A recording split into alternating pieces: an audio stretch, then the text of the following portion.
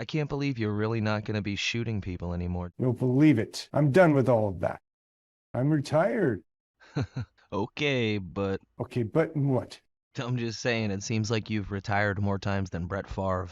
I'm retired. For good this time. And all that shit that happened was really over your dog? Well, that was how it started, and things just kind of snowballed from there. I just wanted to be left alone. Look, don't get me wrong, I get it. I'm a dog person too. But hypothetically speaking, what if I told you there was a doctor who did experiments on beagles where he locked their heads in cages and let sandflies eat them alive? Why the fuck would he do that? And they also did experiments where they took 44 beagle puppies and then injected and force-fed them experimental drugs and euthanized them for dissection. What would you say to that? That has got to be bullshit. I'm just saying, hypothetically, if that were true, would you still be retired? I guess I could be semi-retired, but that couldn't be real, right? No, it's fucking real. And his name is Anthony. As a little kid growing up in Silicon Valley in the 1970s, my mother was an activist for reproductive rights and LGBTQ rights. And she took me to pride parades back when, well, they weren't really parades, they were protests. Ha! Gay! So I have to laugh when I hear the right wing carry on about the dangers of exposing kids to trans people or same-sex couples, because I'm living proof that introducing your kids to the gay agenda might result in them growing up to be governor. Shut the fuck up, fat man. This ain't none of your goddamn business. It's funny because he's fat. You don't have to go to hell. You're in hell. This is hell. This is hell. This is hell. Because democracy basically means government by the people, of the people, for the people. But the people are retarded. Then strangled them, and finally dismembered their bodies. Right. Then do Available. and homelessness and all that. And now, the voice you've been waiting for. There is a secret song at the center of the world, and its sound is like razors through flesh. I'm here to turn up the volume.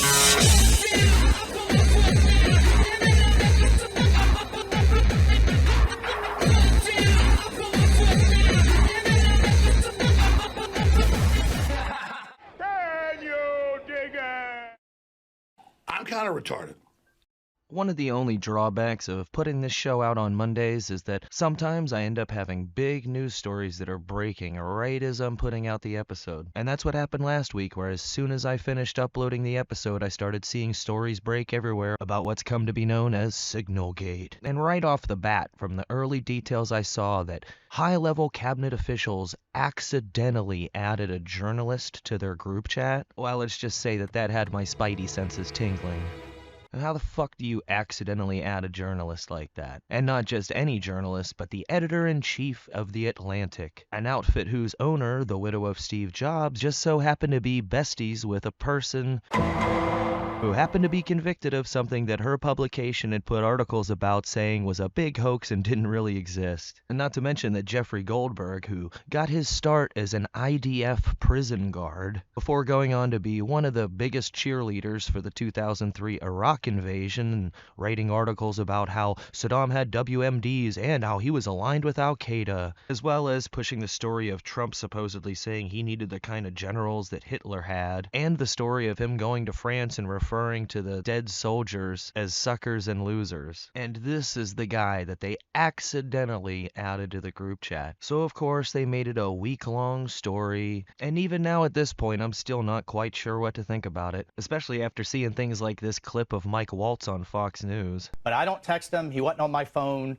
and we're going to figure out how this happened. So you don't know what staffer is responsible for this right now? Well, look, a staffer wasn't responsible, and look, I take full responsibility. I built the group. My job is to make sure everything's coordinated. But how did the number? I mean, I don't mean to be pedantic here, but how did the number? Have you ever had somebody's contact that shows their name, and then you have somebody else's number there? I never make those mistakes. Right? You got somebody else's number on someone else's contact. So of course I didn't see this loser in the group. It looked like someone else. Now whether he did it deliberately or It happened in some other technical mean is something we're trying to figure out. But what exactly was he trying to say there? That he accidentally saved this journalist's number under some other name? Or that somebody else did that and he didn't know about it? Because he seems to be trying pretty hard to distance himself from somebody, calling him a loser and acting like he's never had anything to do with them.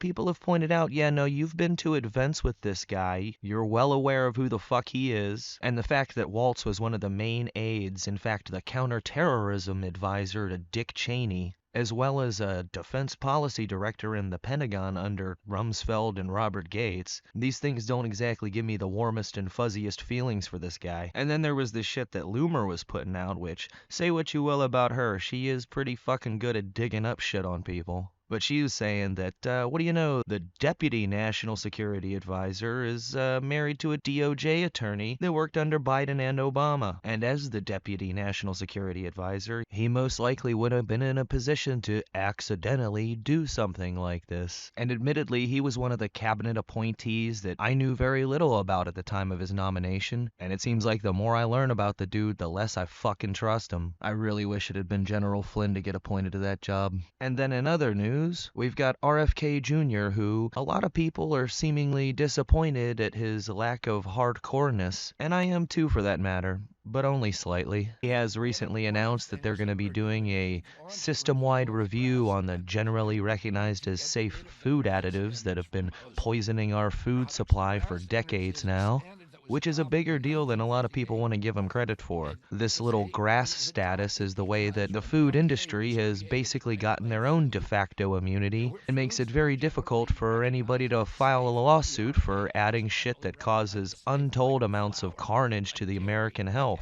So that going away and all of these chemicals not automatically getting a rubber stamp saying, yeah, that's okay to add, well, it is a pretty big fucking deal. And something that has a lot of people from the shitbag wing of the medical industrial complex crying like bitches is them doing more in-depth studies into adverse effects caused by you-know-whats. He is also planning to establish a so-called vaccine injury agency within the CDC. Yeah, look, we absolutely should be tracking side effects and injuries from vaccines. They're rare, but they happen, and it's important to assess them. What he is doing is elevating that issue to a point and bringing in people who are not scientists, who are going to make the data on injuries and side effects much more dramatic than they are. Like, we should be tracking it. CDC does track it. What he's doing is really augmenting that issue in a way that is totally inappropriate. We don't do that for any other medicines. We shouldn't be doing that for vaccines. And people hear this. It has an effect. Absolutely. And we know it has an effect because we're seeing vaccination rates among children declining. And that, of course, is putting kids across America at risk. What a pud. For years and years, the CDC has openly admitted that their VAERS reporting system really only represents a tiny percentage of the actual events that happen for numerous reasons. But how dare he want to more accurately quantify the rates of incidence of these adverse events? Why, that would be terrible for science.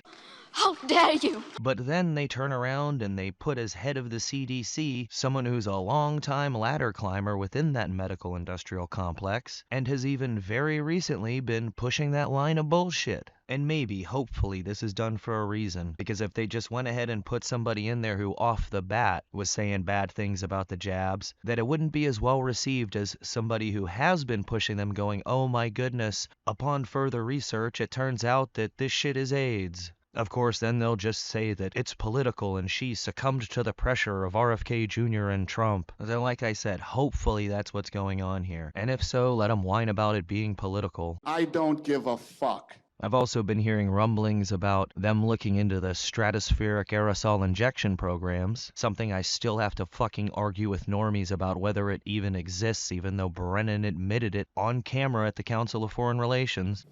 One that has gained my personal attention is stratospheric aerosol injection. As well as the whole adding fluoride to drinking water. I'd really love to be able to finally put that shit to bed. Where are they getting the fluoride? The fluoride that they get is a byproduct of the phosphate fertilizer industry, and it's called hydrofluorosilicic acid. So as a byproduct of the phosphate fertilizer industry, it's considered a hazardous waste, and it's very expensive to dispose of. But they have found that if diluted in theory and it's an acid, first of all. So if it's put into our water system, it is so diluted that it becomes safe. But I will say everyone can go research this and look at themselves, but it does come in like cement bags with skull and crossbones on the front, and they do have to wear hazmat suits to put it into our water. They're supposed to titrate it. And I think what's interesting, we're supposed to target 0.7 milligrams per liter. I've been involved in some educational campaigns and have tested communities surrounding Portland.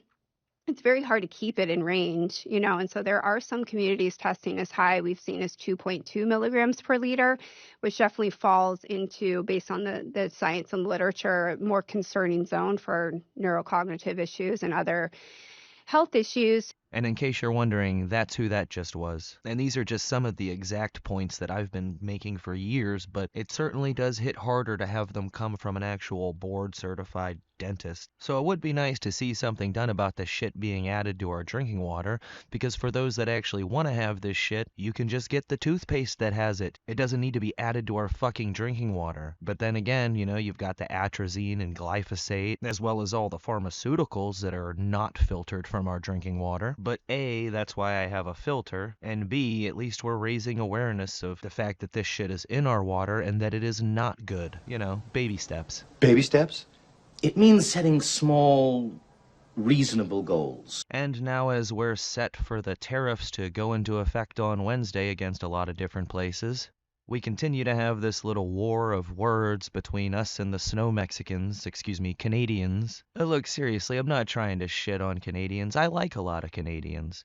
French Canadians not so much, but I'm sorry, statehood is not gonna happen. There's just too much of a left-leaning normie electorate up there. It's like a fucking giant frozen Puerto Rico. But if you were to become a territory, well, your taxes would go way down, your gun rights would go way up, and you wouldn't have to look at clips like this and go, yeah, that's our military. It's like they tried to differentiate themselves from the rest of the world by saying, we want to have our own unique style of marching. We want it to look sort of like goose-stepping, but twice as retarded. And I'm trying to remain cognizant of the fact that I'm viewing this from American eyes and an unconsciously biased perspective. But if I'm wrong, please explain to me what's the advantage of staying basically a de facto colony of the UK. Anyone? You?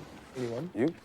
And then there was also this 7.7 magnitude earthquake that hit Burma. And 7.7 is a strong fucking quake. There isn't a whole lot of footage coming out of Burma because, well, they're going through another civil war. But even 600 miles away in Bangkok, you had the rooftop pools on skyscrapers dumping water on the streets below, as well as this big fucking building under construction just collapsed.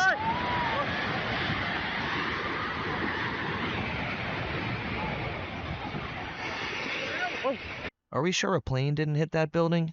Because from what I've been told, that's exactly what it looks like after a plane hits a skyscraper.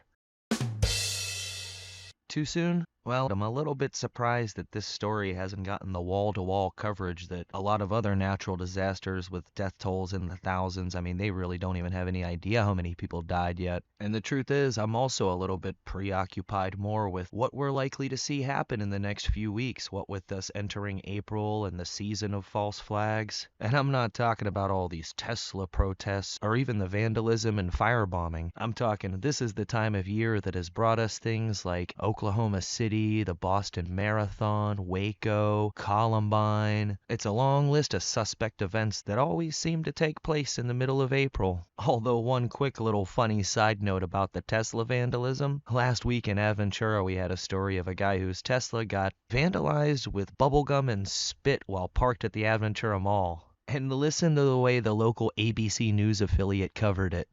Well, we spoke with police today, and they're puzzled by this one because what was the motive here? Well, no one has any idea. What we do know is that we have a sticky situation caught on camera, and police hoping to burst the bubble of this suspect. Yes, everyone is just baffled because we have no idea what the motive could have been for somebody rubbing gum on and spitting on someone's Tesla. And to drive the point home of just how fucking retarded we are, we're gonna throw in some cringy, awful puns. Well, to make a long story short, they caught the person who looks exactly like what I would have expected, and they're now charged with felony vandalism. But back to what I was saying about the false flags. 'Tis the season to be hyper-vigilant, as this could be anything from a bomb to a shooting, all the way on up to something like Project Bluebeam, which, as numerous researchers have pointed out, isn't actually a government code name. It's more of a layman's term, like saying chemtrails instead of stratospheric aerosol injection. But this was something that Wernher von Braun himself was alleged to have talked about, how after the Soviets, the next boogeyman would be terrorists, and then a fake alien threat to unite the world under one banner. And as I had mentioned last week about what was, and more importantly was not included in these most recent JFK file releases, is all the very conspicuous ties to the aerospace industry. For one thing, you had Oswald spending his weekends with his wife Marina, who's living at the home of Ruth and Michael Payne, someone who was not only involved in the aerospace industry, but was in fact the protege of a guy named Walter Dornberger, someone who was set to be executed at Nuremberg before his ass got saved by Wernher von Braun, who basically told the newly created NASA folks that brought him over to head the project that he could not do his work without Dornberger, as well as the book depository that Oswald supposedly shot him from. Well, that building was owned by a guy named David Harold Byrd, someone who, in addition to being an oil tycoon, happened to own one of the most advanced aerospace companies of its time. That's suspicious. And at the moment that Kennedy got shot, he was on his way to give a speech with a man named Lloyd Berkner, who decades earlier, at the tender age of 23, had accompanied Admiral Byrd on his famous Antarctica expedition. Admiral Byrd being the cousin of David Harold Byrd, the owner of the book depository. That's weird. And maybe it's just me, but that sure seems like a hell of a lot of coincidences involving a single industry. And if you want to dig deeper on this topic, there's a really good documentary called JFK: The Final Speech. It's got a lot of good information in it, and it's definitely worth a watch.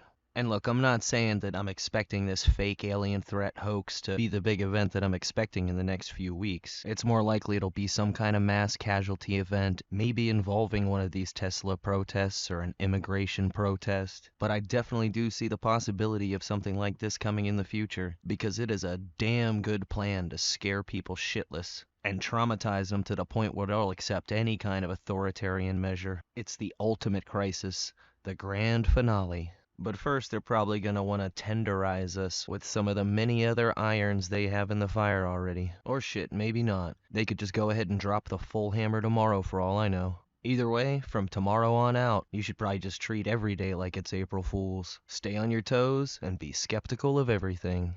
Sláinte.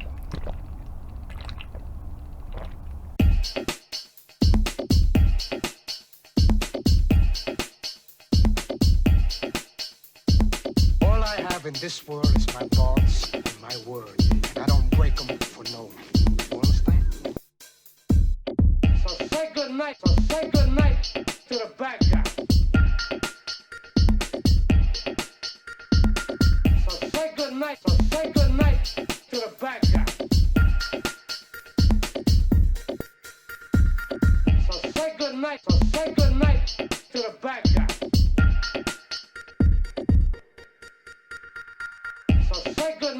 Say good night to the bad guy. Come on. Come on.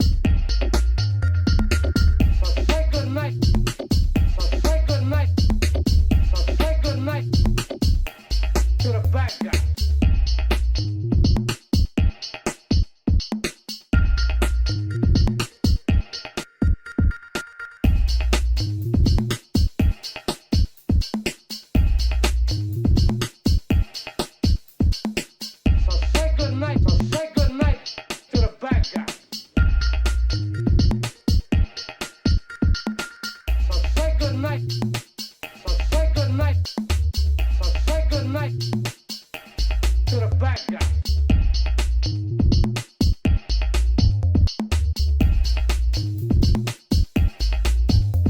I told you! Don't fuck with me! I told you! Don't fuck with me! I told you! Don't fuck with me! I told you! Don't fuck with me! You stupid fuck! Look at you now!